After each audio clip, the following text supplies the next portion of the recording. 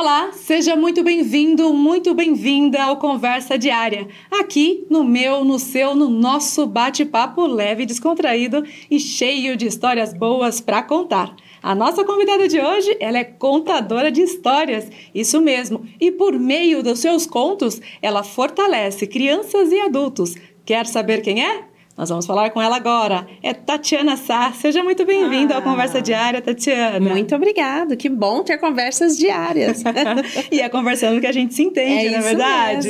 É isso mesmo. Costumo dizer que aqui é uma conversa entre amigas. Fique à vontade. Muito obrigada por aceitar o nosso convite. Já estou à vontade. Excelente. Olha, então até mesmo para a gente poder entender um pouquinho sobre a sua trajetória, traga para nós quem que é Tatiana Sá, né? Sobre a sua trajetória, assim, da infância, adolescência, como chega aqui em Bauru. Conte para nós aí, já que é uma contadora de histórias, vamos começar pela sua primeiro. Maravilhoso. Eu sou nascida da Isabel, do Seu Aparecido, meu pai motorista, mas também já no finalzinho que ele é falecido, foi catador de reciclável, né? E a gente também acompanhou muito ele. Minha mãe, Dona Isabel, também uma faxineira, uma mulher forte, de personalidade forte, né? E ela é branca, meu pai negro, assim, teve toda essa questão racial em casa que eu só fui entender depois, mais adulta, né? Então tem aquela mesclação, né? Os filhos são mesclados, um mais branco, o outro menos, um tem cabelo crespo, outro não, o meu nariz, ó, que até então eu nem não gostava do meu nariz, mas depois que eu fui entendendo de identidade, que é o que eu pareço com a minha mãe, então agora eu adoro o meu nariz, né? Então, muitas coisas aconteceram para que eu me tornasse artista, mas eu acredito que já estava na minha essência essa coisa da comunicação, de fazer as pessoas estarem ao redor ouvindo uma boa história. Minha mãe conta que eu sempre estive no meio da família, fazendo gracinha, tanto é que dizem que eu não fiz artes cênicas, eu fiz artes cínicas. E depois fui me descobrir como contadora de histórias, mas me descobri que eu já fazia algumas coisas, mas me descobri profissionalmente em 2012. Quando uma amiga me pediu para fazer um TCC dela de uma forma diferente, a academia inteira estava dentro de uma sala, ela não queria mais esse modelo da academia, ela falou, quero contar o meu TCC num jardim, num lugar mais bonito, mais adequado, porque ela é ecóloga. Como é que eu vou falar de ecologia dentro de 4 paredes? E ela me chamou para esse desafio, e eu fui, e foi muito interessante. Muito bacana. E assim, você já começava a contar as suas histórias desde criança. Tem irmãos também? Tenho 2 antes e 2 depois de mim. E como que é a sua relação com a família, com os irmãos? Eu sou brava, hein? Eu sou muito brava. Eu não tenho filhos, né? Uhum. Então, todos os meus irmãos são os meus filhos, que eu cuido deles desde pequenininho, né? Toda uma questão familiar. Mas já me vi na pessoa de mãe. Então, depois eu não quis ter filhos porque eles ainda continuaram dando trabalho. Tô brincando. Então, é uma relação muito boa e de muito respeito. Eles me respeitam bastante, me apoiam. Então, às vezes eu vou fazer uma apresentação, alguma coisa, eles falam assim, vamos fazer rodízio para acompanhar ela, pelo amor de Deus, que a gente não tem esse pique. Então, mas eles fazem de tudo para estar comigo. Que bacana. Então, vamos entender um pouquinho você como contadora de histórias aqui na nossa querida Bauru, né? Como que começou essa sua trajetória também, é importante. Por que decidiu escrever? Já está aí nas suas mãos. Tá aqui o filhote. Livro, o filhotinho, fresquinho, Isso. O Jardim. E conta pra gente também como que foi esse lançamento. Tivemos o lançamento do livro Jardim. Tá aqui, novinho em folha. Foi um momento muito especial. Muitos amigos queridíssimos que estavam lá para contemplar esse trabalho que é com ilustração da Ana Cardoso. Então, sou contadora de histórias personalizadas.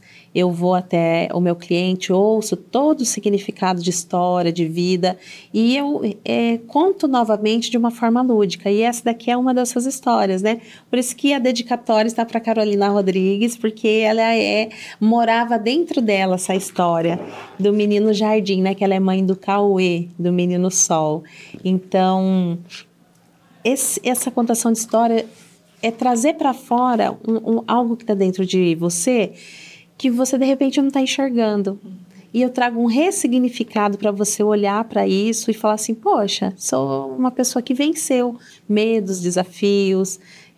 Então, eu acredito que a pessoa olhar terapeuticamente a sua história e ver coisas potentes e boas ajuda no crescimento como pessoa. E por que o jardim e também você fortalece a população negra, as crianças, sim. Inclusive, eu acho que vale ressaltar. Claro, toda a ilustração ela é feita a partir de uma criança negra. Eu percebo que hoje melhorou muito, lógico, mas os livros infantis você não tinha muita referência de se encontrar nas páginas dos livros. Eu, quando estudava, geralmente as pessoas que estavam ou nas cartilhas, enfim, nos lugares pedagógicos, eram serviçais, né, com lugares uniformes e tal. Você não via, assim, até nas novelas, nas revistas, né?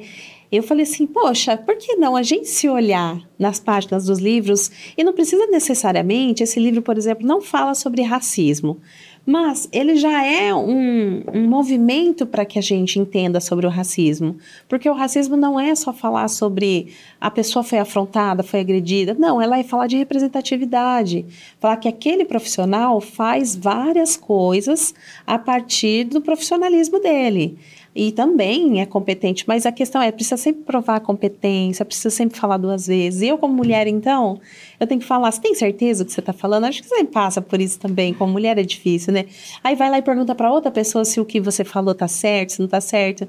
Então, necessariamente, eu não vejo que a gente tem somente que falar sobre essa pauta do racismo, mas ser um negro que vive em prol de buscar essa igualdade. E esse livro, ele traz isso, uma figura que é a Matu, que é uma menina negra linda, que passa por tudo isso, criada pela sua avó, e também negra, né? E ela passa todo esse contexto nessas ilustrações. Posso mostrar uma ilustração? Claro, pode ser. Ela, num momento com a avó. Olha que coisa mais rica. Nossa, já remete a gente nas lembranças também da infância com a avó, né? Que é muito bom.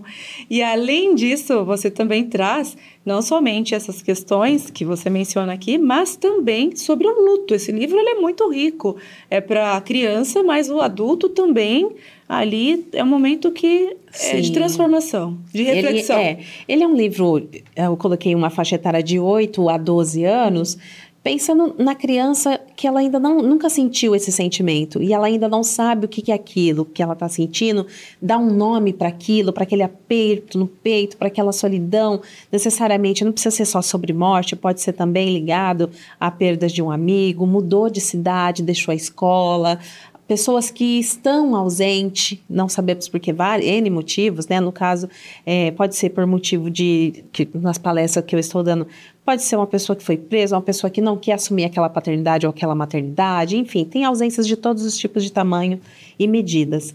Mas o luto, a criança precisa ser natural falar sobre esses tabus. Assim como precisa falar de vários outros tabus que a família não trata. Então, a minha estratégia foi trazer os professores, os educadores, os psicólogos, para falar desse tema, para instrumentalizá-los sobre esse tema, para chegar nas crianças de uma forma mais lúdica. Então, é um livro para criança, mas os profissionais precisam conhecer esse trabalho também, né? E você leva, inclusive, por meio de palestras, como que é para profissionais? Quem quer ter, inclusive, acesso, esclarece aí, já deixa também a dica para eu agradeço essa oportunidade. Nós, na campanha de pré-lançamento, nós estávamos fazendo gratuitamente essas palestras em todas as cidades da região, né? Nós fomos em várias cidades, em várias universidades, nós fomos aqui em Bauru, por exemplo, para o CREFOR, enfim, nós estivemos com vários educadores e psicólogos, turma de pedagogia da faculdade, de psicologia também. Então, a oportunidade foi no pré-lançamento gratuitamente, mas essa palestra ela continua ativa, né? Quem quiser nos constatar, nós estamos nas redes sociais também, mas aí a gente pode sentar e conversar. Qual que é a rede social? @tatianasa.luz. Muito bom. E qual que é a importância dessa contação de histórias, seja por meio do livro, seja por meio falado, que você também tem, né, contado, e levar para educadores? Olha, para educadores importantíssimos. Nós estamos vivendo uma vida virtual. E a criança, quando você vai trabalhar a imaginação, a gente tem parte da suposição que ela nunca viu aquilo. Então, quando você vai falar assim, olha, então vivia naquele lugar, naquela floresta, onde a árvore era grande, os galhos eram todos...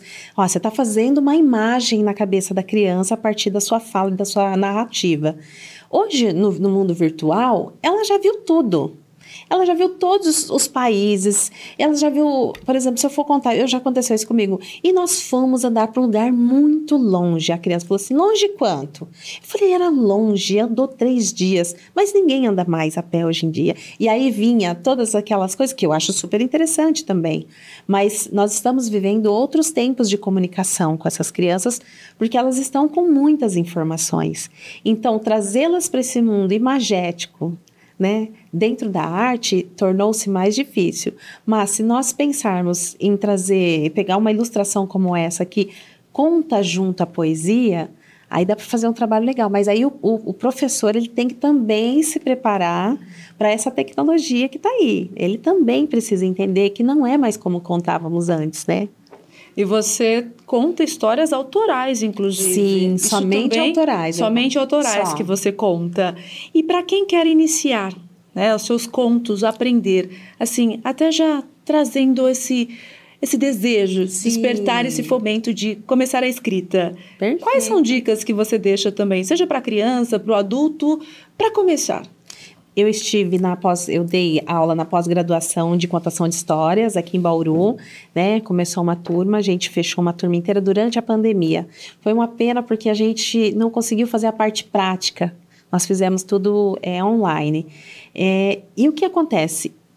Hoje, o conselho que eu daria tem que ser de verdade. A criança não é boba. Você engana um adulto, uma criança você não engana. Se você não for de verdade, a criança não... É igual o cachorrinho, viu? Eu não estou comparando uma criança com um cachorro, mas a criança sente essa energia da verdade. E o teatro nada mais é do que uma brincadeira de ping-pong, né? Eu finjo que estou contando e você finge que você acredita. Só que se essa mentirinha não for muito boa, elas não permanecem com você. Uhum. Então, a minha dica é... Escolha uma história que você goste, escolha uma história no qual você se sinta confortável para falar sobre ela, algo que seja significativo para você internamente, né? Costumo dizer nas minhas aulas que o que é decorar?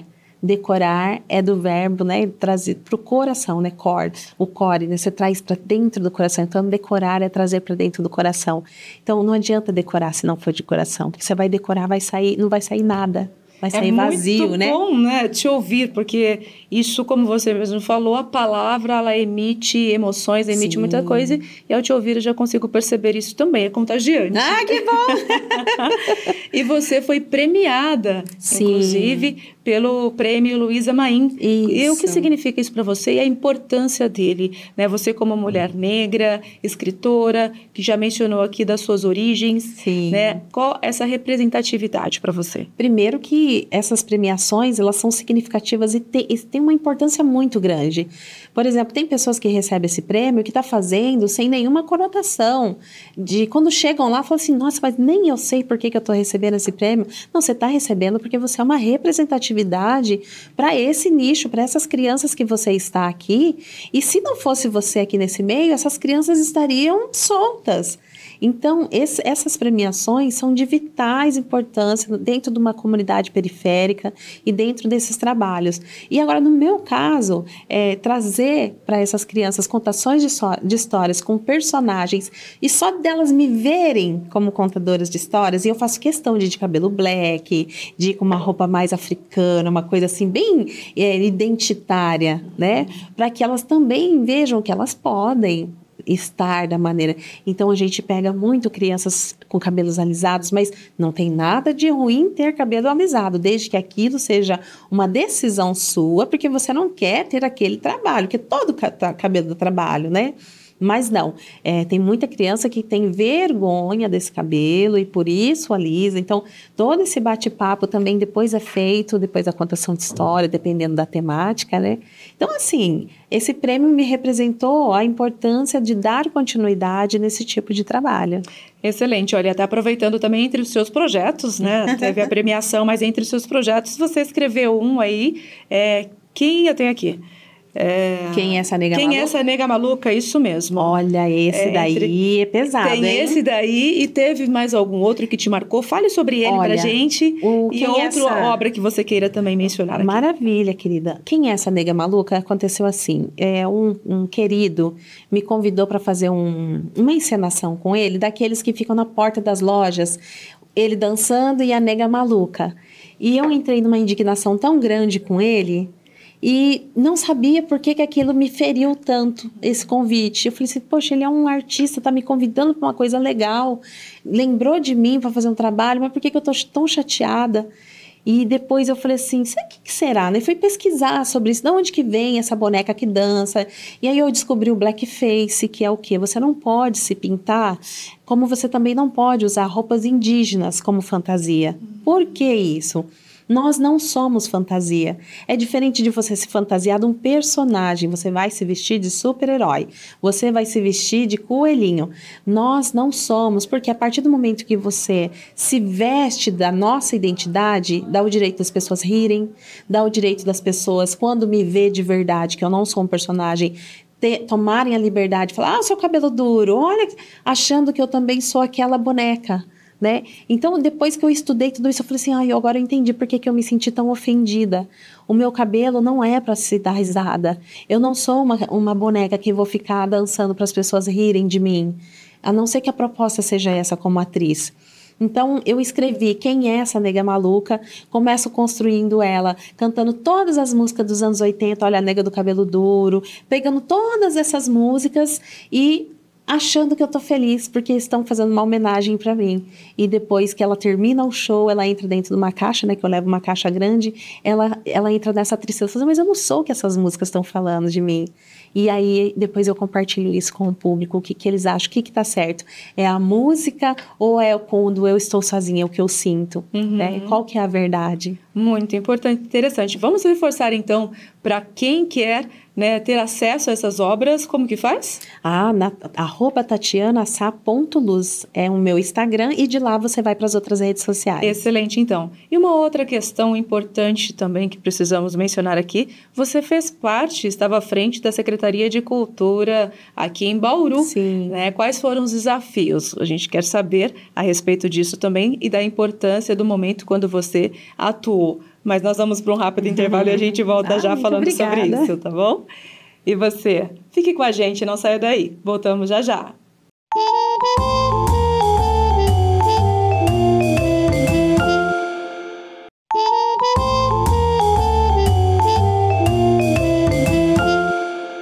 Voltamos com Conversa Diária e batendo um papo com Tatiana Sá, essa escritora, artista. É isso mesmo, e ela tem muita história boa ainda para contar para a gente. Tatiana, antes de irmos para o nosso intervalo, perguntei para você referente aos desafios quando esteve aí à frente da Secretaria de Cultura. Perfeito. Compartilha conosco.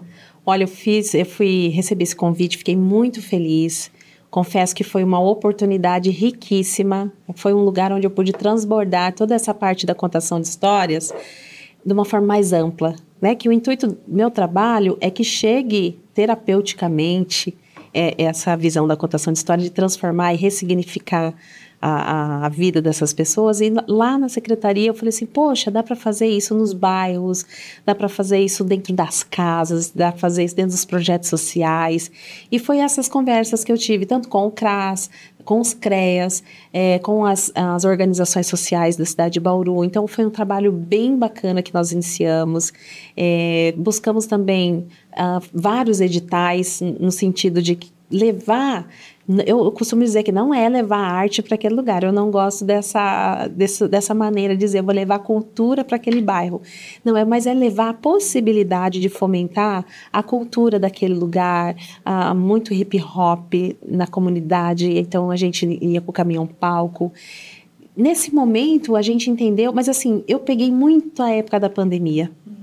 Então, nós ficamos parados, assim, muita coisa online, mas teve muita produção boa online. Mas nós pegamos depois um pedacinho só, sem pandemia. Mas, assim, a gente pensou mais nos editais para fomentar para esses artistas irem até a comunidade, né? E você que teve essa vivência, como que você enxerga as políticas públicas aqui em Bauru? todo lugar está engatinhando em relação à cultura.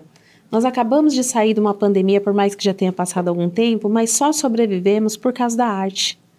Mas ela me parece ainda que é uma futilidade, é algo que você vai no mercado e se faltar o seu dinheirinho, você vai falar, eu vou deixar esse chocolate, vamos levar só o que a gente precisa. Eu fico pensando que eles entendem a cultura dessa maneira, mas na hora que aperta, o que nos salvou foi a cultura, foi a literatura, foi o audiovisual, foi a música.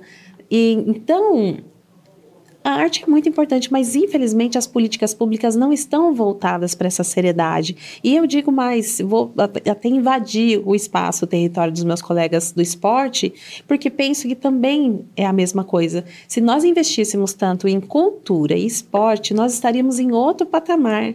Né? Recentemente, agora eu fui delegada da 5ª Conferência do Meio Ambiente e eu estive em Brasília representando Bauru.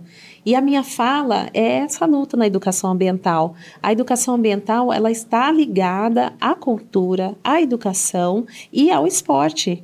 Porque quando você entende o lugar que você está, como você está e o que você está fazendo, artisticamente te libera de todas as questões que nós estamos enfrentando climaticamente. E assim, socialmente também, né? Então, quando a gente fala de cultura, política pública, não é só pensar em levar eventos, é o meu ponto de vista, tá?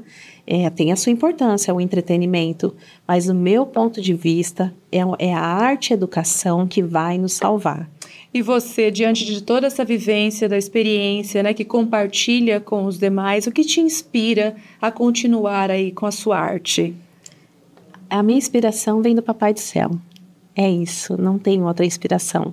Minha inspiração é fazer com que as pessoas se enxerguem como elas foram criadas para ser, com o potencial que elas têm para serem. Todo mundo tem algo para falar, todo mundo tem algo para contar e para inspirar alguém. Só que tem pessoas que estão perdidas, tem pessoas que não sabem que elas são importantes para alguém. No lançamento, por exemplo, muitos amigos, pessoas queridíssimas, e a linguagem ali era o amor. Então, quando você ama as pessoas, aquilo vem em triplo, em dobro. Então, minha inspiração é fazer com que as pessoas entendam que existe um ser maior, supremo, que ama eles, na potencialidade de cada um e que eles se descubram como potência. E até aproveitando, né, você lembra de quando você teve assim, o seu primeiro momento com a escrita e você falou, é isso que eu quero fazer? E por quê? Você desde lembra? pequenininha eu já escrevia, mas assim, coisas... Agora, em 2012, não, na verdade, na faculdade que eu fui bolsista, eu estava sempre sozinha, porque eu era uma das poucas, por ser bolsista, que trabalhava e à noite ia para a faculdade e final de semana ia para a escola da família. Então, eu me vi em muitos momentos fazendo meus trabalhos sozinha. Me descobri autora, mas não sabia que era. Só em 2012, ao sentar, escrever, colocar algo no papel, aí eu entendi. Aí você escreveu a história, falou, é isso realmente que eu quero fazer. E de lá para cá eu não parei mais. E você, assim, o perfil da sua linguagem é sempre voltado para qual tipo de evento? Todas as idades. Pessoas já se casaram dentro de contação de história comigo. Pessoas de 80, 90 anos. Pessoas já... Então, vários eventos no sentido da contação de histórias. Ela não é especificamente só para criança, é um mito. O idoso adora a contação de história, porque ele entra, ele conta junto também. Então, é para todas as faixas etárias. E eu também gosto de trabalhar todas as faixas etárias. E você é atriz também, artista. Então, eu sou formada em artes cênicas pela USP, pela Universidade Sagrado Coração, que agora é Unisagrado. Fiz também um período de teologia, né, na Batista, na FATEL. E agora eu estou cursando Direito, lá na FGP de Pederneiras. Uau, tem uma trajetória aí muito rica, por sinal, né? Junto com a cultura e justamente o direito mesmo. Sim, que tem tudo a ver com a cultura. No meu ponto de vista, eu ainda faço mesmo... E eu sou auxiliar de enfermagem na prefeitura. Então, no meu ponto de vista, tudo isso tem a ver com a cultura, porque a cultura é cuidar do corpo, da mente. E até aproveitando aí como auxiliar de enfermagem, vamos entrar nessa questão da saúde. E como que é para você, né, lidar com os pacientes, como auxiliar, sendo uma contadora de história, que esse sorriso largo, grande, gostoso que a gente vê no seu rosto? Olha, eu tive muito problema com isso, viu? Eu confesso, porque as pessoas às vezes confundiam essa gentileza, não os pacientes, né? Mas às vezes o profissional do trabalho. Não, porque você brinca muito. Não é brincar, é acolhimento. Isso é acolhimento. Essa pessoa já está nervosa, eu vou furar ela está com dor, né? Então, chegava, por exemplo, eu trabalhei muito tempo na UPA do Bela Vista, então, em época de Copa do Mundo, a gente decorava a unidade, que eu tenho outras amigas que são lelé junto comigo, e a gente decorava a unidade e ela falava assim, ó, vai entrar, se tomar tudo o soro certinho, vai ganhar uma bandeirinha do Brasil, hein? E isso já deixa a pessoa mais leve, tá mais em casa, né? Se tiver que chorar, chora. Então, eu prefiro trazer essa leveza. Então, para mim, tá tudo ligado sempre à cultura. Muito bom. E olha, mais uma outra questão ainda, querendo entender um pouquinho sobre você, a contação de histórias. A partir do momento que você se descobriu, né, com a sua primeira história, que você falou que já tinha isso, já, vamos dizer assim, no seu DNA, desde muito pequena. O que transformou para você quando você começou a escrever, né, esse contato maior com a cultura e que você transforma outras pessoas por meio da sua arte, né? Já estamos aqui observando. E para você, como foi essa transformação? Mexeu muito com a minha autoestima. Saber que eu sabia fazer alguma coisa, né? Que a minha vida... eu sempre fui empregada doméstica, né? Meu pai, como eu disse, né, era catadora, minha mãe empregada doméstica. Então, assim, dentro de casa, a gente via só essas referências para seguir. E foi assim que eu comecei. Então, quando eu vi que eu podia ser, não é diminuindo de maneira nenhuma, né, a profissão dos meus pais, mas ali eu falei assim, poxa, eu sei fazer outras coisas, né? E aí eu fui começando a entender, fui buscando, fui aprendendo outras coisas. Então, para mim foi uma grata surpresa saber que eu sabia fazer, além do que eu já fazia, outras coisas. E é isso que eu tento mostrar para as pessoas, que não tem nada demais se ela escolher fazer aquilo. Não tem. Mas será que você já buscou dentro de você o seu potencial? Será que você já olhou para dentro de você e falou assim, existem mais coisas aqui dentro, mais possibilidades, mais lugares para ir, mesmo que sem sair do lugar, mas na minha imaginação, colocar tudo isso no papel? Eu tenho uma amiga que é a Vanessa Garcia, eu quero mandar um beijo dela, ela é até diretora da Biblioteca Municipal, e ela vivia com um aperto no peito. Eu falei, por que você não põe tudo isso no papel? Ela está indo para o quarto livro dela, né, de antologia, enfim. A pessoa, de repente, não consegue pagar uma psicóloga, mas tem outras formas de você externar. A arte também é para isso, é para você transcender. Então, eu acredito que para mim fez sentido quando eu entendi que eu poderia tirar tudo aquilo de dentro de mim e potencializar de outra forma.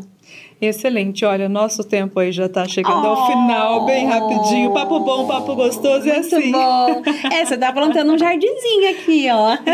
Exatamente. E qual mensagem você deixa para todos que nos acompanham, né? Fale o que está no seu coração. Plante o seu jardim no coração de quem nos acompanha. Eu vou dizer para você que eu amei te conhecer.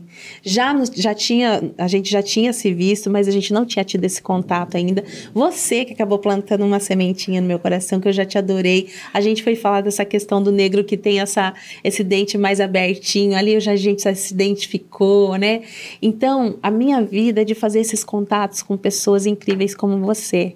Então, quando você tiver a oportunidade, a minha dica é, se você tem uma oportunidade de conhecer uma pessoa, conheça. Não fique parado, queira saber dessa pessoa. Todo mundo precisa de cuidado, todo mundo precisa de conversar. Em épocas virtuais, a gente precisa amar as pessoas pessoalmente. Então, foi isso que aconteceu com a gente. Então, tendo oportunidade, conheça alguém. Gratidão por participar aqui conosco também, agradeço, viu? Querida. Uma satisfação, uma alegria em te conhecer e fazer parte aí da nossa história, que nós temos muita coisa para conversar ainda, para contar. Amém, querida. Tá bom? Obrigada por esse primeiro contato aqui, diretamente aqui no Conversa Diária.